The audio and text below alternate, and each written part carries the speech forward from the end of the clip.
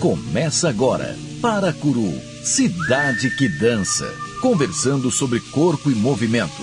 Mais um projeto cultural da rádio Marazul FM. Uma prova de amor a Paracuru. Apresentação, José do Vale Pinheiro Feitosa e Flávio Sampaio. Direção, Elder Gurgel. Com vocês, Paracuru, cidade que dança.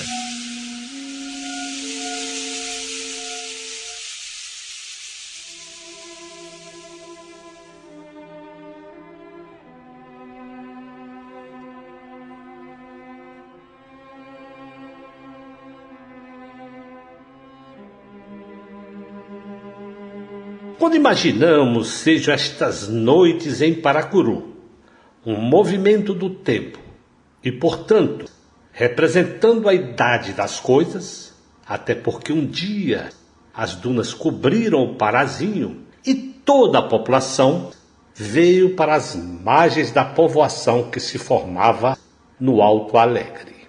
O sol há pouco se pôs, as estrelas dominam o céu.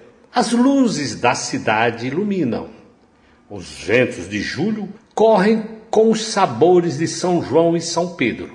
E pegamos a imaginar coisas que compreendemos pouco e nem sabemos se temos a sabedoria para imaginá-las como realidade. Seria tudo isso algo sem data, sem tempo, sem juventude e velhice, sem nascer ou morrer? Afinal, seria tudo isso movimento, esta belíssima relação entre os corpos no espaço que acontece pela eterna cinética das coisas e por isso a nossa ilusão de tempo, de início e fim. Assim como imaginamos seja a dança dos corpos humanos algo mais do que fases, do que escolas, do que estéticas clássicas, românticas, modernas ou contemporâneas. Não há um marco temporal. Pode até existir combinações de encontros e desencontros, marcações sobre eles, mas tudo é um movimento e a dança é movimento. É que estamos a lembrar deste encontro de hoje entre o professor Flávio Sampaio na Praça da Matriz em Paracuru e a bailarina e professora Léa Havas nos Estados Unidos da América. Uma visão sobre o corpo de Léa Havas em movimento no espaço da linguagem da dança. Léa, que nasceu em São Paulo por volta de 1954, e quando menina parava na frente da televisão e dançava. E foi quando uma pessoa amiga da família sugeriu que fizesse aulas de balé, porque levava jeito. Ela tinha 4 anos de idade quando foi para uma escola e lá fazia balé para crianças, chamado de Baby Class, que expõe noções de balé. Com a morte do pai, ela sai dessa escola e mais tarde faz audição para a Escola Municipal de Bailado de São Paulo, sendo aprovada, e começa a estudar, tendo como professores Araci Evans, Lia Marques, José Leão e Marília Franco. Léa Havas se torna profissional com 14 anos de idade, sendo da primeira companhia do bailado do Teatro Municipal de São Paulo. Assim, teve que mudar os horários na escola, mas sempre foi uma pessoa muito feliz. E faria tudo de novo.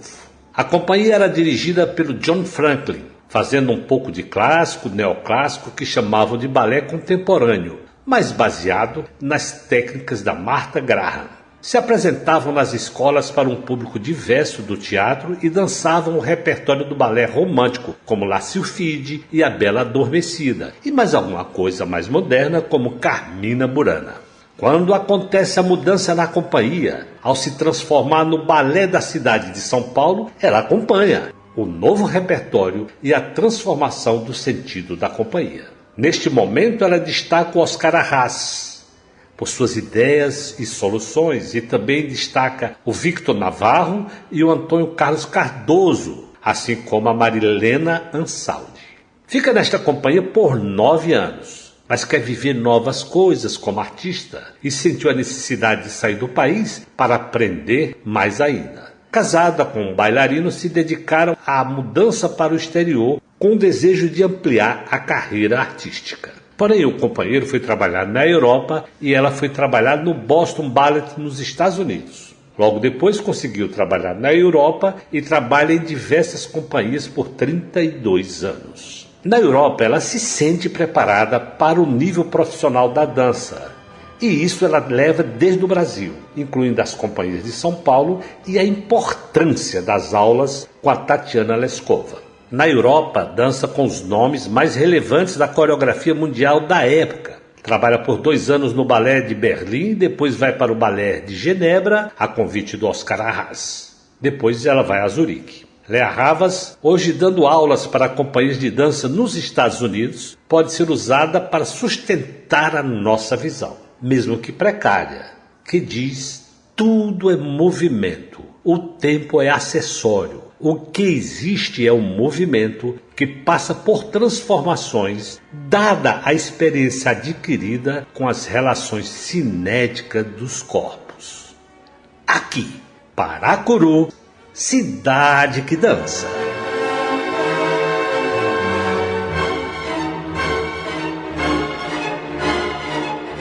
Leia, um prazer e uma honra te receber em Paracuru e nesse programa Paracuru Cidade que Dança. Seja bem-vinda.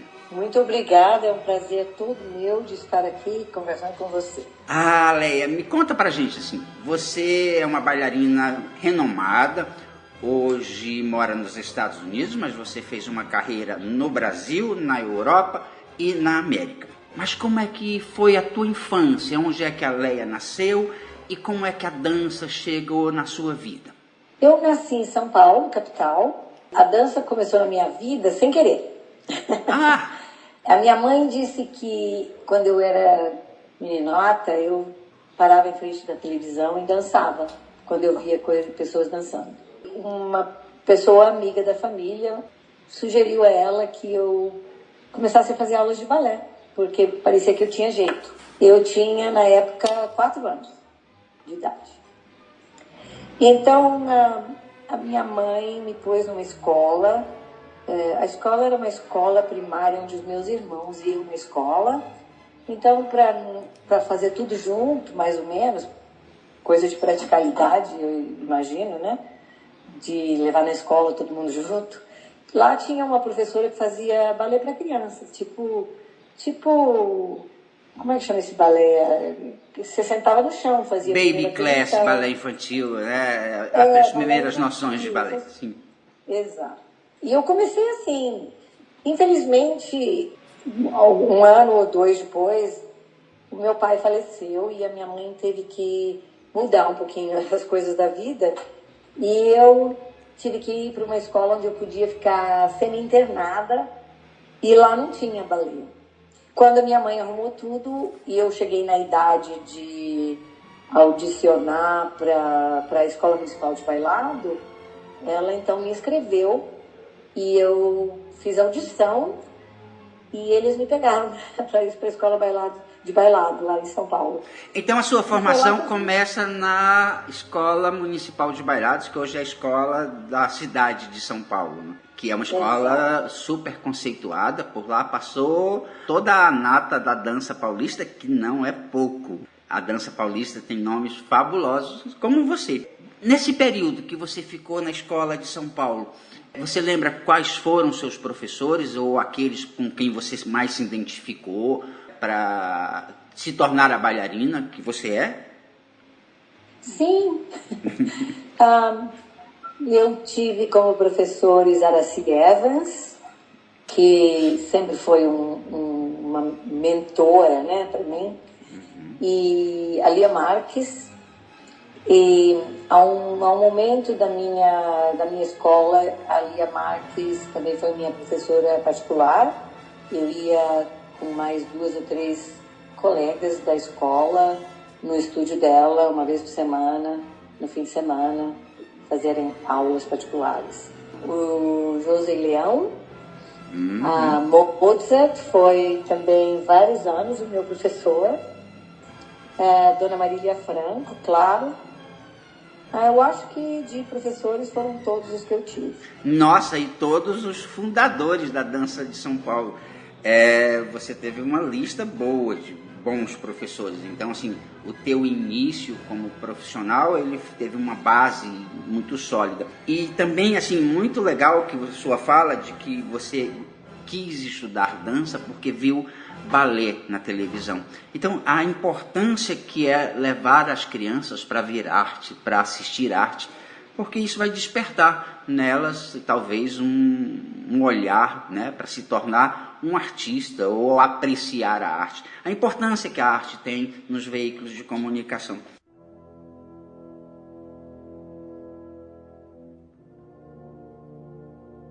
Mas aí você se torna profissional com 14 anos. É a informação que eu tenho, não sei se é verdadeira. É muito cedo hoje para as leis brasileiras. Mas a gente tem que ver que essa era uma época em que isso era natural, era normal. O balé russo, ficaram famosas no balé russo as babies bailarinas, a Tamara Tumanova, a Irina Baranova, que se profissionalizaram aos 12 anos, né? Elas foram para o palco dançar numa companhia profissional com essa idade. Então, assim, queria saber de você, o balé ele exige muito. É uma arte muito... exige uma dedicação total. Isso deve ter tirado um pouco da tua adolescência. Valeu a pena, assim, perder um pouco da adolescência para se tornar um profissional aos 14 anos? Absolutamente. Sim, sem nenhuma dúvida. Eu realmente comecei aos 14 anos. Fui um membro quando criaram a primeira companhia de bailado do Teatro Municipal, se chamava na época, em 1968. Foi lá que então eu comecei a dançar, fizeram uma audição, acharam que eu tinha talento e eu fui contratada aos 14 anos de idade. Muito cedo, na realidade, eu tive que mudar meus horários na escola, porque eu queria continuar estudando na escola, acabar meus estudos.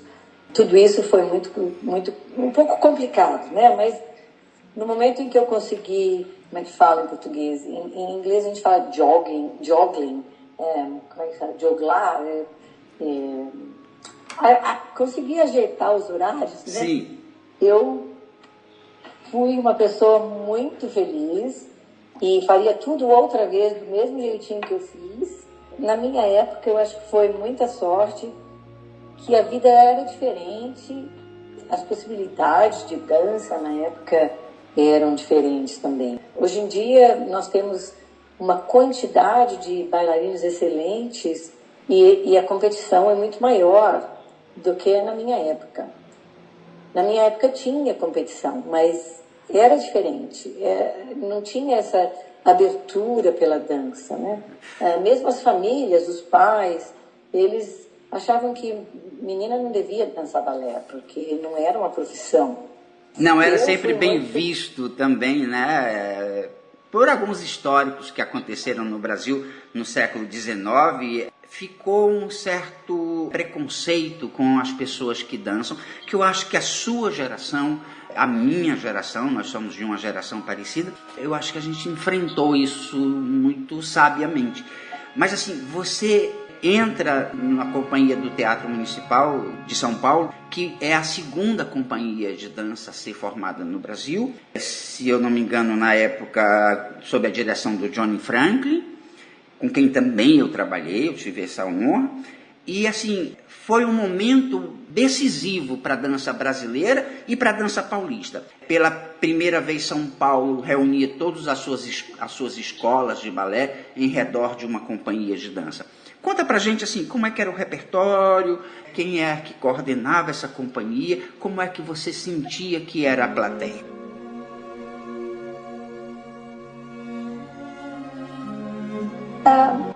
Eu era meio jovem, né? Então eu não estava muito ligada assim em coisas como... Nos primeiros anos que eu estive na companhia, eu me ligava mais no que eu estava dançando, nas minhas aulas, nos meus ensaios, e menos no que o público, a audiência que nós tínhamos representava. Mais tarde eu comecei realmente a prestar mais atenção nessas coisas. Mas no começo nós fazíamos um pouco de tudo. Eu lembro que sim, foi o Johnny Franklin que começou, realmente foi sob a direção dele que eu comecei a ser profissional. E eu lembro que nós fazíamos um pouco de clássico, um pouco de neoclássico, o que na época a gente chamava de contemporâneo, que é mais ou menos o moderno, o balé moderno hoje, baseado em técnicas como da Martha Graham, essas coisas bem mais básicas do balé contemporâneo, né? Na época era o que nós conhecíamos em São Paulo sobre isso. E além do que, em São Paulo, na mesma época, existia o balé estágio, e eles faziam muita coisa contemporânea, mais moderna, né? Então eu acho que, ao meu ver, a Companhia do Municipal de São Paulo queria fazer alguma coisa um pouco diferente do balé estágio, para mostrar outra coisa para o público, né? E eu lembro que no começo foi bastante difícil, nós tínhamos pouco público, mas aquilo foi aumentando e devagar nós tivemos um público que se tornou fã do Corpo de Baile, chamava-se Corpo de Baile do Teatro Municipal de São Paulo na época. Nós tivemos muitos problemas, assim, tipo mudança de governo, acabou a companhia, recomeçou a companhia, aí recomeçou a fazer tudo de novo. Nós nunca paramos de trabalhar, mas a companhia mais ou menos que parava um momento de pagar, depois pagava de novo, e o contrato recomeçava cada vez que a prefeitura mudava de governo, né? Então, tudo isso me levou a começar, na época que eu era 14 anos, a gente não pensa muito nessas coisas. Então, quando eu, uns 16 anos, 17 de idade, eu comecei a tomar conhecimento dessa parte da audiência, do público. E eu lembro que na época também nós começamos a levar dança para escolas. Então, fazíamos nos ginásios, espetáculos em ginásios.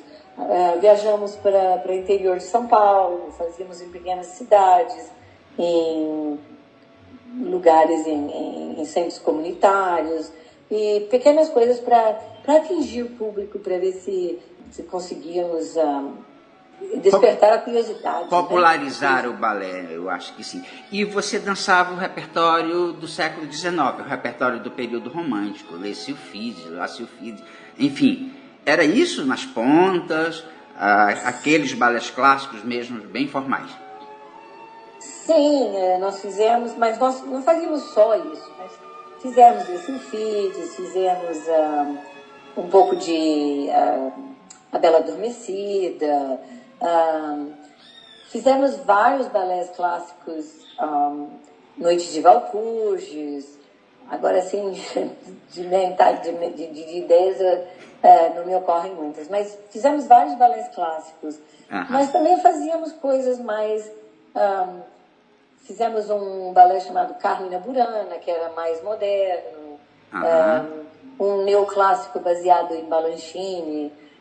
Então, fazíamos bastante coisa em pontas mesmo. Até mesmo balés inspirados no folclore brasileiro, como o Maracatu, do Chico Rei, que é uma coreografia do Johnny Franklin. Não é? Verdade?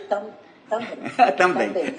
Lembro de ter uma passagem que eu também dancei esse balé, que a gente se pintava de preto, porque é uma prática do próprio maracatu, não é que nós quiséssemos representar negros. É uma prática do maracatu nordestino se pintar de preto. No Teatro Municipal do Rio de Janeiro, após o espetáculo, faltou água. E lá vamos, a companhia inteira de ônibus voltando para casa às 11h30 da noite, todos pintados de preto, graças ao Johnny Franklin, foi muito engraçado isso. Mas aí você passa por um período que, assim, a gente já entrevistou aqui algumas pessoas que também viveram esse momento, como Antônio Carlos Cardoso e a Iraciti Cardoso, de transformação, né? Na verdade, Maria Helena Saldi era casada com o secretário de Cultura, e havia toda uma vontade de tornar essa companhia, que era uma companhia mais clássica, em uma companhia mais contemporânea. Eles achavam que o Teatro Municipal tinha abrigado a Semana de 22, portanto, tinha um compromisso modernista. E você passa por essa transformação, quer dizer, você passa a pertencer ao recém-fundado Balé da cidade de São Paulo?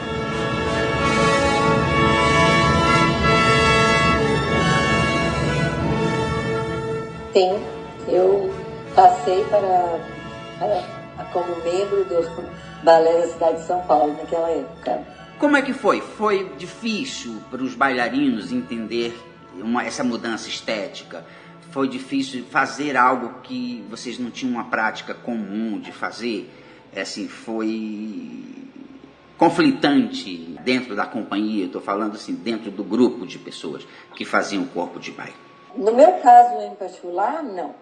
Mas na época existiu muita gente que deixou a companhia porque eles não gostavam do estilo, não queriam fazer esse tipo de dança, né?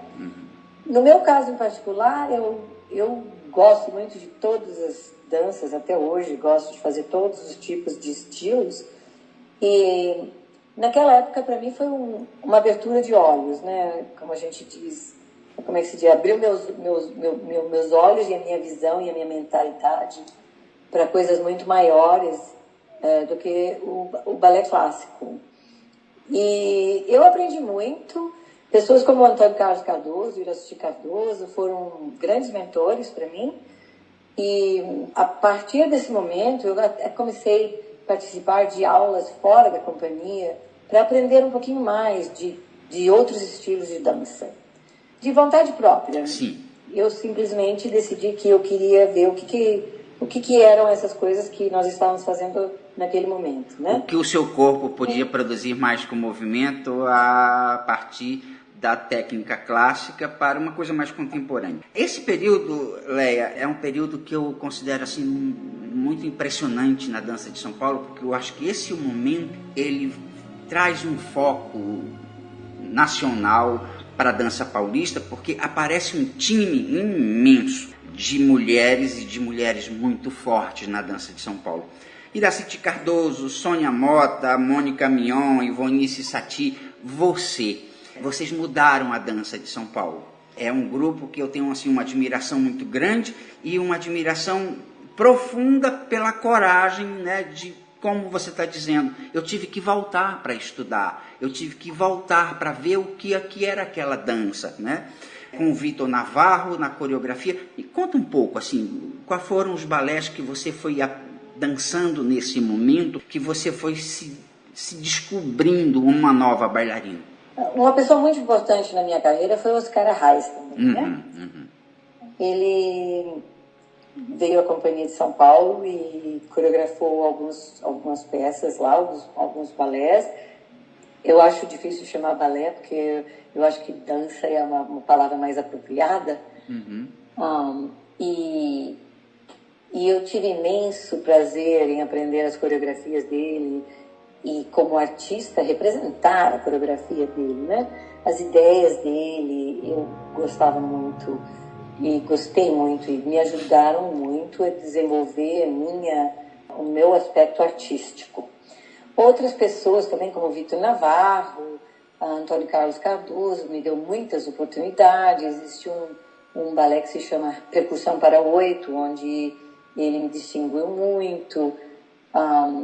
E várias pessoas, realmente existia, não sei se você se lembra de uma peça chamada Nosso Tempo. Sim, claro, isso faz parte da história da dança. Sim. E Nosso Tempo me ensinou muito, porque era tudo menos balé. E Marília Ansaldi também, que fez um trio para Sônia Motas, Sidney Astolfi e eu, que eu não me lembro o nome agora exatamente. Era sobre um casal e uma terceira pessoa, era um triângulo, né? Foi muito interessante trabalhar com Marília Ansaldi naquela época. E ela também fez uma outra peça chamada Medeia, que era muito interessante. Então, tudo isso me levou a tentar aprender outros estilos e outras coisas para poder ser a artista que eu sou hoje em dia, né? E representar esses coreógrafos da maneira que eles gostariam de ver os seus trabalhos representados. E quando é que você sente que está pequeno para você, que você quer ir para outro lugar, que você quer conhecer outros públicos, outras estéticas, outros coreógrafos, outras casas de ópera e se muda do Brasil? Como é que isso aconteceu?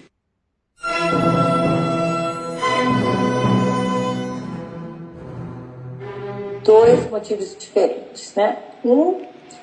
Eu fiz parte do primeiro corpo de baile do Teatro Municipal, depois Balé da Cidade de São Paulo, 9 anos. No primeiro período clássico e depois no período mais contemporâneo, né? E chegou um momento que eu queria ver novas coisas, fazer novas coisas, viver novas coisas, como bailarina, como artista, e eu sentia a necessidade de sair do país para ver mais coisas e poder aprender mais ainda do que aquilo que eu já tivesse aprendido na época. A outra coisa que me levou a mudar é que eu sempre gostei de viajar e de conhecer outros lugares. E eu, na época, me casei com um bailarino chamado Alfonso Curuá, não sei se você lembra dele. Claro que sim. E ele também queria ir embora do Brasil, e nós decidimos que juntos seria a melhor coisa para os dois, né? E que para mim seria um desenvolvimento para a minha carreira, porque eu, na época, achei que eu já tivesse, na época, no Brasil, feito aquilo que eu poderia ter feito na minha carreira, né? Eu tinha chegado a um ponto onde eu achei que eu não teria mais aquele tipo, cheguei no teto. Como crescer, né? Você estava procurando algo que fosse mais, te desse mais. E aí, qual foi a primeira companhia que você chega na Europa com Afonso, que é um excelente bailarino, também fez história no Teatro Dançado de São Paulo. E para qual companhia vocês foram na Europa? Muito curiosamente, nós acabamos trabalhando em lugares separados, porque ele conseguiu um trabalho na Europa e eu consegui um trabalho nos Estados Unidos. Ah, você foi primeiro para os Estados Unidos. Eu vim para os Estados Unidos e eu trabalhei uma pequena temporada em Boston Ballet, em Boston, e nessa companhia eu tive várias oportunidades, porque felizmente a diretora da companhia gostava de mim e queria me ajudar a desenvolver. E ela me deu muitas oportunidades, não como contratada, como principal, porque aqui existe toda uma hierarquia, né? E eu, na época, entrei como corpo de baile, mas ela me deu a oportunidade de fazer pequenos solos, aprender papéis importantes, que foi para mim muito importante na época. E também viver num país diferente, a primeira vez que eu tinha saído de casa. Eu tinha acabado de me casar, meu marido estava na Europa e eu estava nos Estados Unidos. Eu falava pouquíssimo, quase nada de inglês. E para mim foi um momento muito difícil, pessoal, mas muito, muito importante como bailarina na minha carreira. Não fiquei muito tempo aqui, porque depois eu consegui um trabalho na Europa e eu queria ficar junto com o Alfonso. E aí eu me mudei para a Europa, onde eu fiquei todos esses anos. Eu fiquei 32 anos na Europa, depois que eu saí dos Estados Unidos. Você pertenceu a companhias europeias bastante importantes, né? O Balé da Ópera de Berlim, o Grand Teatro de Geneve e o Balé da Ópera de Zurique. São 3 grandes companhias onde você dançou com uma constelação de coreógrafos, né? Coreógrafos renomadíssimos. Rudolf Nureyev, Giri Kilian, Martzek, Ohad Naharin, Oscar Reis, né?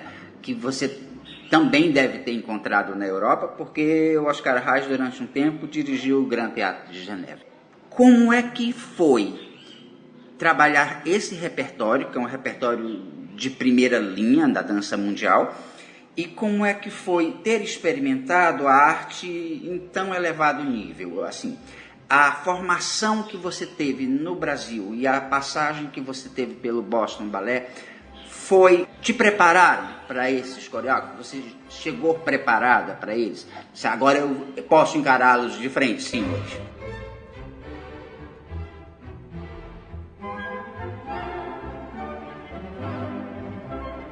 Ah, absolutamente sim.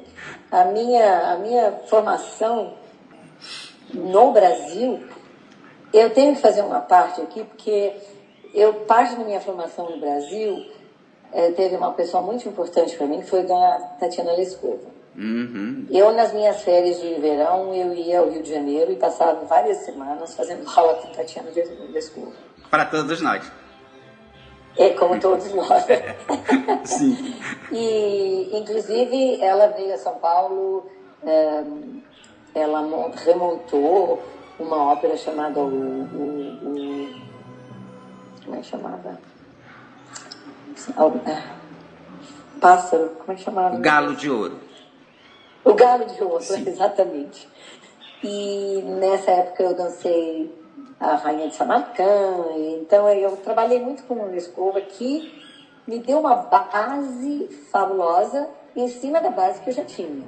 Porque eu acho que a Escola de Bailado Municipal me deu muita base de balé clássico. Na época quase não tinha contemporâneo na Escola de Bailado, e tudo que eu sei de contemporâneo foi o que eu aprendi na época do Antônio Carlos Cardoso e o que eu aprendi fora, indo fazer as minhas próprias aulas, né? Leia, me permite só contextualizar para o nosso público quem foi Tatiana Lescova. Tatiana Lescova é uma francesa, filha de russos, de pais russos, que dançou no balé russo do Coronel de Basile e ficou no Brasil na década de 50 e foi a responsável, ao meu ver, uma das responsáveis pela evolução da dança brasileira. Então, assim, quase todos os bons bailarinos brasileiros passaram por aquele estúdio de Copacabana. Então, só para que as pessoas possam saber. E agora, ainda é viva, tem 100 anos, fez 100 anos no ano passado, e é uma senhora lúcida, que esse programa morre de vontade de fazer uma entrevista, mas eu vou ter que ir no Rio de Janeiro para fazer isso. Desculpa te interromper, pode continuar. Imagina, eu na realidade queria falar sobre a Tatiana Lescova e depois nós mudamos de assunto porque você mencionou o balé russo antes e eu ia mencionar a Tatiana Lescova, mas aí nós mudamos de assunto.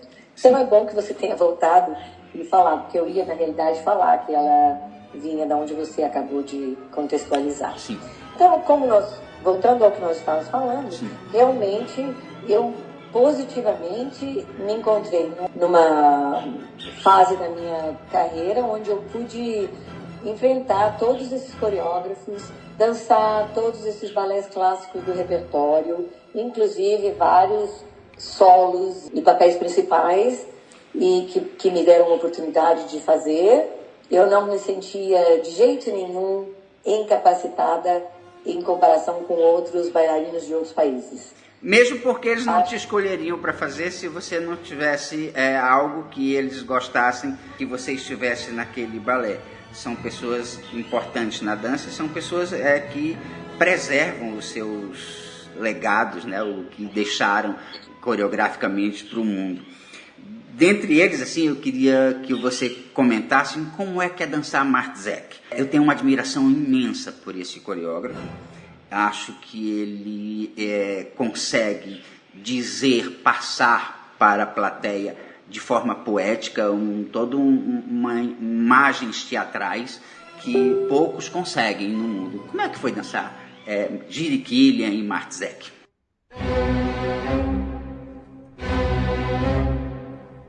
Para mim foi a época melhor e mais artisticamente satisfatória, né? Sim. Para mim, a pessoa como bailarina. Martzek é uma pessoa ele é muito claro nas coisas que ele quer representar e ele ajuda com sugestões, com a maneira de como conseguir representar o movimento que ele quer que você represente. E ele me ajudou muito a atingir coisas na minha carreira e maneiras de me expressar e movimentar, tanto ele como o Jiří Kylián e o Ohad Naharin. Eles conseguiram me soltar aquele último pouquinho que eu tinha que precisava ser soltado para conseguir me representar como uma bailarina completa. Leia, desculpa, pode continuar, perdão. Não, pode continuar. Eu queria que você representasse para o nosso público, dissesse para o nosso público, quem foi a Leia Havas do Balé da Ópera de Berlim. Depois do Grand Teatro de Geneve, depois da Ópera de Zurique. Eu não sei se está numa ordem cronológica, se não tiver, por favor, coloque. Como é que foi a sua passagem por essas casas? O que é que você deixou para aquele público e o que é que você levou no seu corpo de aprendizagem? Quando eu saí de Boston, eu fui trabalhar na Companhia Nacional de Bailado em Lisboa. E daquela companhia eu saí muitas ideias novas já, porque o fato é muito interessante ver o que acontece de um lado do Atlântico e do outro lado do Atlântico. Sim. Especialmente naquela época, Sim. que tudo era muita novidade, né? Sim. Existia uma grande transformação na dança naqueles anos 70, 80. E que a gente não tinha muitas informações, a gente não conseguia. Para ver uma fita de vídeo era muito difícil, não existia internet, não passava na TV, então a gente aprendia uns com os outros com muita dificuldade. Sim? Exatamente, você tirou as palavras da minha boca. E daí de Lisboa, eu fui a Berlim porque Violette Verdi me viu dançar e achou que eu teria possibilidade, que Berlim estava fazendo audição para o que a gente chama de demi-solista, e que eles precisavam de alguém, e na realidade eu fui fazer a audição a audição consistia em fazer um espetáculo onde o Rudolf Nureyev dançava Albrecht em Giselle e eu tinha que fazer Mirta. Olha, já começou. Violette Verdi, que foi estrela da Ópera de Paris, que marcou época como étoile da ópera, e Rodolphe Nureyev. Então, assim, nesse momento você chega no auge do balé clássico, porque são duas estrelas de tamanhos imensos, né, para nós da dança do mundo. Então conta pra gente como é que foi fazer a Mirta, que é o segundo papel, na verdade, desse balé. Infelizmente, naquele espetáculo, eu peguei uma pneumonia. Meu Deus! E acabei não dançando com o Rudolf Nureyev.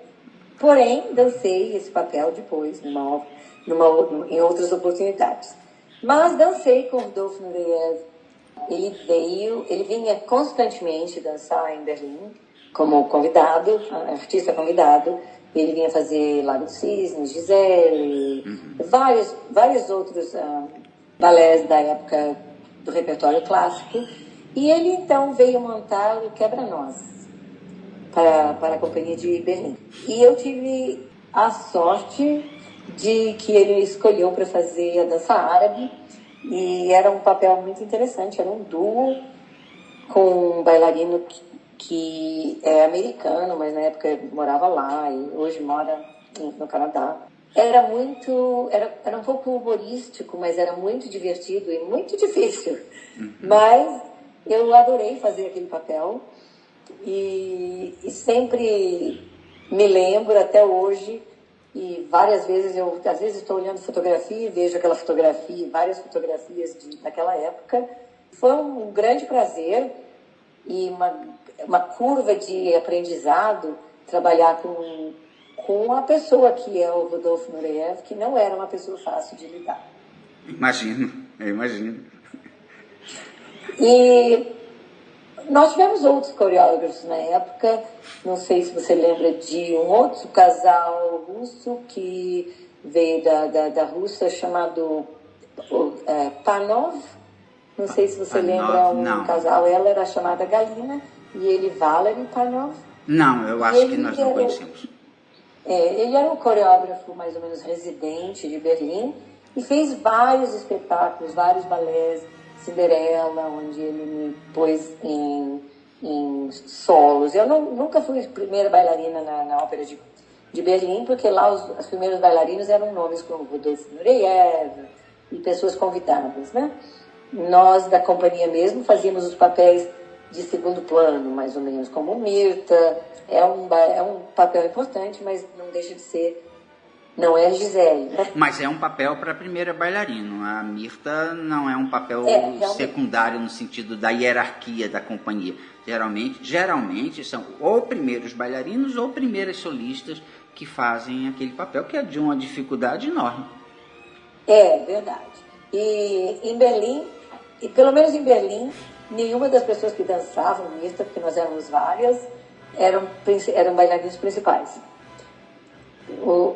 Realmente éramos sempre ou solistas, ou eles deram oportunidade até... O meu contrato era um contrato de mini-solista, mas eu fazia alguns papéis de solista também. Isso era... Eles não ficaram assim, tanto... Você é contratado assim, você tem que fazer só isso. Era mais ou menos uma coisa... Se eles vissem que você pudesse fazer, eles te davam o papel para fazer. E foi aí que, então, eu cresci bastante. Naquela época, não sei se você ouviu falar de uma bailarina chamada Eva Evdokimova. Sim, claro. Uma grande bailarina, infelizmente já faleceu também, jovem na época que ela faleceu. E ela, americana, mas ela foi muito importante como bailarina no Festival Ballet, em Londres. E ficou muito famosa e começou a fazer muitos espetáculos como convidada. Mas ela fez parte, então, da primeira bailarina de Berlim na época. E fazer aula com ela foi para mim um aprendizado. Porque só olhar a pessoa trabalhar, eu aprendi. E existem coisas assim que naquele momento onde eu estive em Berlim, eu aprendi olhando outras pessoas trabalharem nas aulas. Ou no palco. E tirei muito. Eu sou um pouco uma esponja. Como a esponja suga água, eu sugo tudo. Só de olhar e de fazer e de ver a pessoa fazendo. E aí eu tentava fazer sozinha, eu tentava fazer nas coisas que me davam para fazer. E assim eu fui desenvolvendo, né, naquele momento. Então, Berlim, apesar de ser 2 anos que eu fiquei só, foi um momento importante na minha carreira, porque eu desenvolvi a minha técnica clássica e a minha técnica artística muito naquela companhia. Sim. Chega um momento que você troca de companhia, troca de país e vai morar na Suíça. Quem vem primeiro, o Balé de Zurique ou o Balé de Genebra?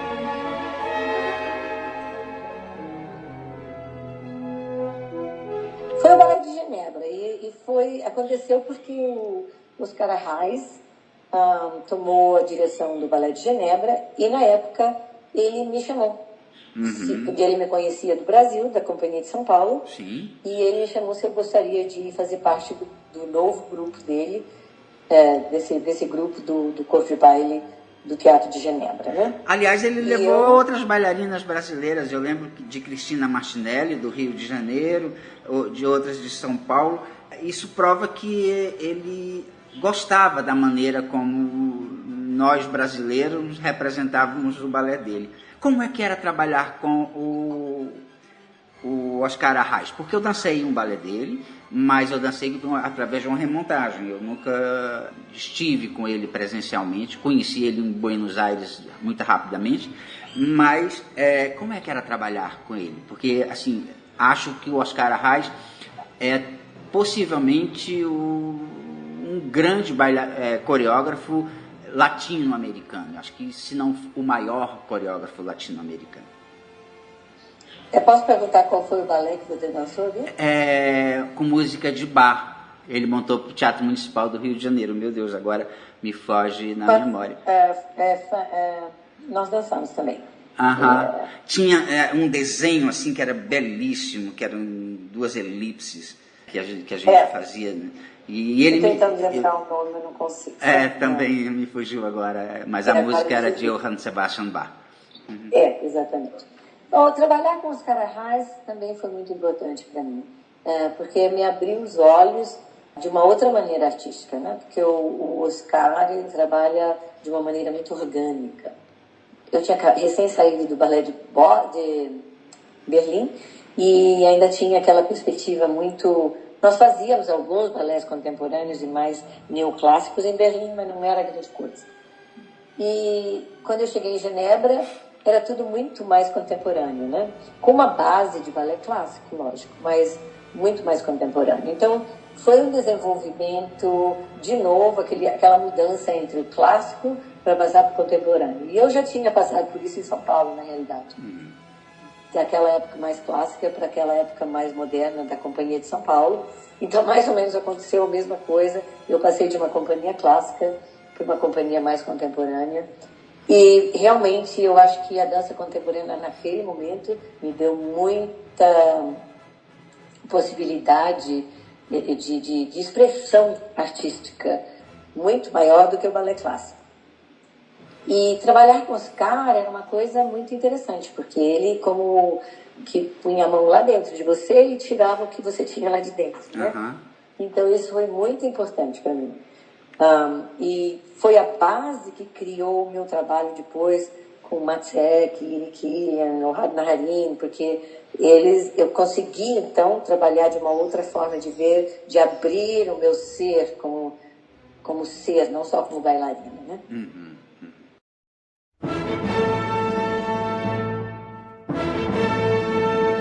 E em Zurique, que ano você entra em Zurique? Eu conheci você em Zurique rapidamente, fui apresentada a você pelo Fauzi Nelson, estava lá dando algumas aulas, muito rapidamente, porque eu tinha sido convidado para uma temporada na Ópera de Varsóvia.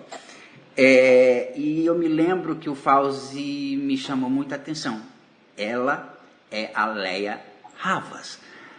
Aí eu disse, sim, eu conheci a Leia Havas em São Paulo, de nome, né? Eu morava no Rio, você em São Paulo. Mas ele enfatizou depois, Flávio, ela é a Leia Havas. Eu lembro disso até hoje.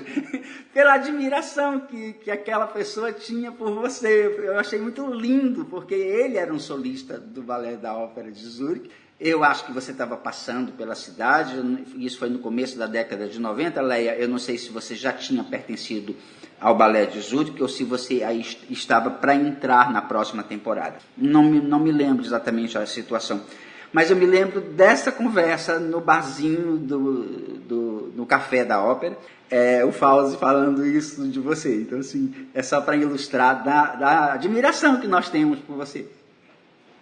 Que interessante, eu nunca soube isso do Fauzi. O Fauzi foi um grande amigo, Quando eu cheguei, o Fauzi e a Adriana, na época, me deram casa e comida. Eu também morei com eles. Sim. E até eu consegui um apartamento para mim. Eles e o Manuel Francisco, na realidade. O Manuel Francisco era um irmão para mim naquela época. Que hoje é mestre de balé da Companhia do Balé do Teatro Municipal do Rio de Janeiro. Exatamente. E eu sigo ele nas plataformas sociais e eu fico tão contente que ele esteja fazendo tudo que ele esteja fazendo agora. Ele sempre foi muito realizador, né? Ele sempre fez aqui muito para realizar os sonhos dele. Então eu nunca soube que o Fauzi tivesse essa admiração, assim. Para mim, ele era um colega e eu gostava muito do Fauzi, achava que ele gostava de mim, como também o Ricardo. Ricardo Fernando. Agora ele está em Augsburg.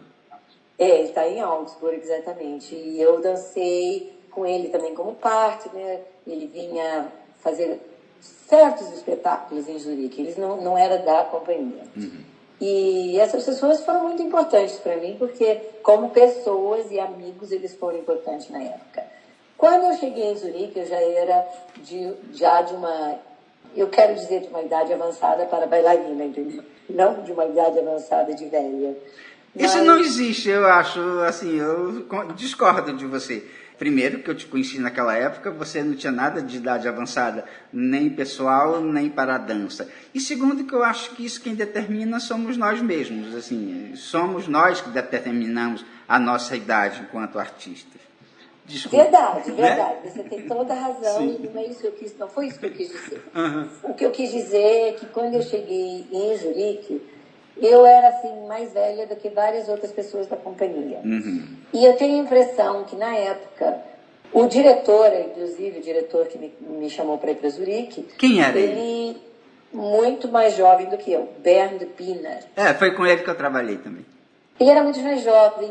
Eu tenho a impressão que ele, quando me levou para lá, na conversa que eu tive com ele queria que eu fosse mais ou menos uma coisa de exemplo para os mais jovens. Que na época eu não levava muito a sério, na realidade, porque eu não achava que eu era exemplo de ninguém. Ou para ninguém, né? Uhum. Mas talvez até tenha sido, eu não sei. Eu não sei, na realidade. Eu não me considerava exemplo, eu me considerava simplesmente uma bailarina que conseguiu chegar onde conseguiu pelo trabalho que eu fiz e pelo meu talento. E facilidades que eu tenho com dança, que até hoje, mesmo dando aula, eu demonstro tudo que eu faço, talvez não 100%, mas continuo demonstrando. Então, na época, realmente... Mas, Leia, desculpa eu incomodar, interromper você. Conhecendo o Bernd, talvez ele quisesse que as pessoas daquele grupo, que era um grupo jovem, tivessem você, se inspirassem em você nessa maturidade artística que você trazia, né? De todas as experiências que você tinha tido nessas outras companhias. Pode ter sido isso, né? Esse exemplo que você fala é, na verdade, uma inspiração. E eu acho que se eles conseguiram fazer isso, eles fizeram muito bem. Se inspirar num artista como você é sempre Se eles tiveram essa oportunidade e se aproveitaram a oportunidade, eu vou dar a eles parabéns. Porque não é sempre que a gente faz isso. Eu lembro que no Teatro Municipal, quando chegavam os grandes bailarinos, Márcia Aidê, Natália Makarova, Fernando Burronde, era uma briga para a gente ficar perto, porque a gente queria respirar aquele ar, a gente queria entender o que fazia aquelas pessoas tão grandes. Eu acho que você foi isso em Zurique. O Bernd queria que você inspirasse a companhia. Eu acho que ele estava certo, viu? Parabéns. Obrigada. Fico contente que você chegou nessa dedução, porque na época eu realmente não me achava assim, uma coisa que podia ter um exemplo, né? Me considerava realmente como uma bailarina um pouquinho mais madura do que os outros mais jovens, mas não me considerava como exemplo, né, ou como inspiração. Mas pode ser que você tenha até razão. Infelizmente foi aí nessa companhia que eu tive um acidente no joelho e acabei tendo que parar 6 meses, porque tive que fazer uma cirurgia, uma reconstrução do ligamento anterior do joelho, e voltei a dançar, voltei a 100%, 50% a dançar, um trabalho duro, mas que eu consegui fazer. A minha maior felicidade foi que o meu último espetáculo de dança foi uma peça do Matzek, na realidade. Isso ficou comigo a vida inteira, porque foi como artista e bailarina, aquela peça foi para mim muito importante.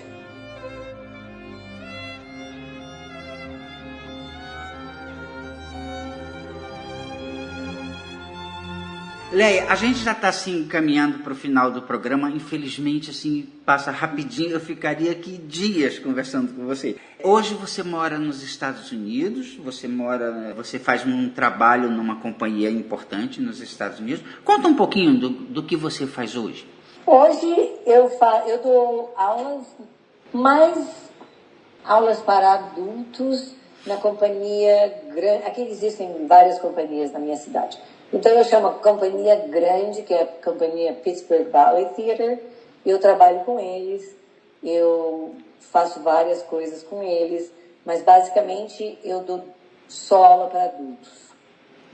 Porque eles têm uma escola também, tem a companhia e a escola. E tem todo um programa para adultos e eu trabalho com os adultos. Também trabalho com uma companhia nova que começou há 2 anos atrás e que atualmente...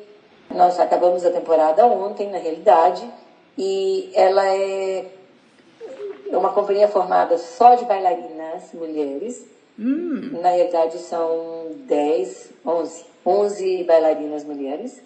E eu sou a diretora artística da companhia. E eu dou aulas, faço coreografia, remonto balés meus, balés clássicos. Ontem mesmo, para aquele espetáculo de ontem, eu remontei o Pas de Quatre, de Puccini, que na realidade eu dancei com Johnny Franklin na época. Uhum. E também remontei uma parte, Bela Adormecida, que é só a parte das fadas.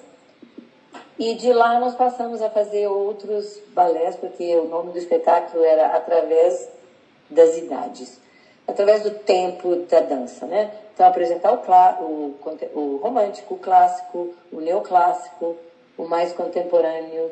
E eu tinha coreografado um solo muitos anos atrás, e eu apresentei esse solo, que é um solo um pouquinho mais contemporâneo, um pouquinho no estilo Oscar Arraes, um pouquinho Matzek, nesse estilo assim. Uhum. E no final eu pedi a uma bailarina solista da companhia daqui, da companhia grande, de Pittsburgh Ballet, para vir fazer uma coreografia para nós, e ela fez uma coreografia fantástica, que era uma deconstrução do balé clássico. Olha que interessante. Leia, e o Brasil está nos teus planos? Há algum plano para vir ao Brasil, trabalhar por aqui? Olha, agora trabalhar por aí não. Eu sempre ia a São Paulo e trabalhava com o Balé do Cisne Negro. Uhum. Toda vez que eu ia a São Paulo, eu ia dar aula no Balé do Cisne Negro, que Daniela Bittencourt e Dona Uda Bittencourt. Uda Bittencourt sempre me pediam para ir. Desde que minha mãe faleceu, eu não fui mais tanto a São Paulo. Meus irmãos moram em várias partes do Brasil, e eu então vou visitá-los um pouquinho aqui, um pouquinho ali, e acabo não tendo tempo de dar aula em São Paulo mais, apesar de que Dani sempre me pede, e um dia eu ainda vou fazer de novo. Agora, eu estive no Brasil ano passado, em junho, e agora tenho planos, aliás, acabei de comprar a passagem semana passada, para ir no Natal, para visitar minha família no Natal. Então, eu estarei no Brasil em dezembro deste ano. Pois quando vier ao Brasil... Não é trabalho, né? Mas eu sempre, se alguém quiser me convidar para ir ao Brasil, até vou a trabalho. Aham. Pois quando vier ao Brasil, venha nos visitar. Paracuru é uma cidade belíssima, é uma praia quase caribenha, de águas verdes, transparentes, com dunas brancas e falésias vermelhas, com um farol à beira-mar, é uma cidade na beira do mar. É aqui que a gente tem a nossa escola, que já existe há 20 anos, nós temos atualmente 220 alunos, e é uma escola pública, com interesse nas classes mais populares, onde o aluno não tem nenhum custo, a gente consegue, de alguma forma, sabe Deus como, financiar todo esse processo de educação. Mas quando quiser ou quando nos for possível convidar você, eu adoraria ter Leia Havas na nossa cidade, dando aulas para nossas crianças. Vamos ver como é que fica o futuro, Leia. Quem sabe um dia você vem pessoalmente a Paracuru e conhecer a nossa cidade e conhecer as pessoas que agora já conhecem você através desse programa. Então, assim, eu quero te agradecer a tua gentileza e a tua generosidade de tirar uma parte do teu dia, que eu sei que é de muito trabalho, para falar aqui conosco. Muito obrigado, e esteja à vontade no microfone para mandar a mensagem que você quiser para os nossos ouvintes. Primeiro, seria um prazer ir, mesmo porque é em Ceará, no Ceará, não é? Paracuru? Sim, sim. E eu nunca fui ao Ceará, então eu teria muita vontade de conhecer, na realidade. Então seria um prazer ir, mesmo que não fosse para trabalho, mas eu tenho certeza que se eu fosse, mesmo passar alguns dias, eu daria uma aula para vocês, e eu faria algum tipo de trabalho com vocês aí. Eu acho que o trabalho que você está fazendo é importantíssimo na sua cidade. 220 alunos são bastante alunos, bastante mesmo. O trabalho parece excepcional, e eu espero que você possa continuar fazendo o mesmo trabalho sempre, e toda a minha admiração pelo que você está fazendo numa escola que é gratuita, e eu sei que é muito difícil fazer esse trabalho, porque eu sei o que custa treinar bailarina. Obrigado, Leia. Muito obrigado por ter participado do Paracuru Cidade que Dança. E eu espero vocês, ouvintes, no próximo sábado, às 19 horas, com mais um programa e mais uma entrevista de um artista da dança. Boa noite.